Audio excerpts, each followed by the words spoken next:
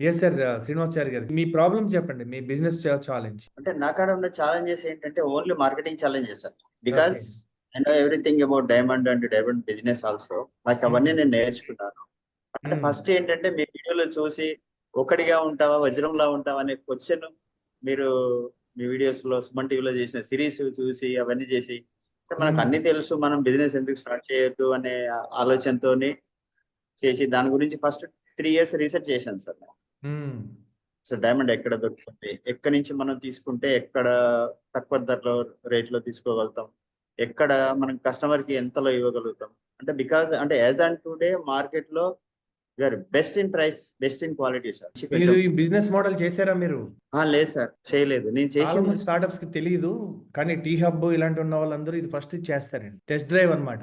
What are the customers problem, existing alternatives ఏంటి, మీ solution ఏంటి, బాగుంది మీ solution, key metrics and unique value మీ దగ్గర ఉన్నది ఆల్రెడీ చెప్పారు నాకు. హై లెవెల్ కాన్సెప్ట్ ఎవరి దగ్గర లేని మీ దగ్గర ఉన్నది. అన్ఫేర్ అడ్వాంటేజ్ ఏముంది మీ దగ్గర? ఇప్పుడు సపోజ్ సెయింట్ అనే సూట్ బుక్ రాశాను, ఇదే బుక్ ఇదే విధంగా ఎవరు చేయొచ్చు, కానీ ఆయన స్పీకర్ కాదనుకోండి, వాళ్ళకి అడ్వాంటేజ్ లేదు కదా, నాకు అడ్వాంటేజ్ ఉంది కదా. నేను నాకు మీడియాలో advantage మాట్లాడగలను లేదండి కదా, సార్. వీడియో చేయగలను కదా, అందరికీ రాకపోవచ్చు కదా, నాకు ఒక అడ్వాంటేజ్ ఉంది కదా. నా- రామ్ చరణ్ గారికి వాళ్ళ నాన్నగారు megastar, unfair advantage. There must be some unfair advantage with your uniqueness. Yes sir, I also have an advantage. చెప్పండి.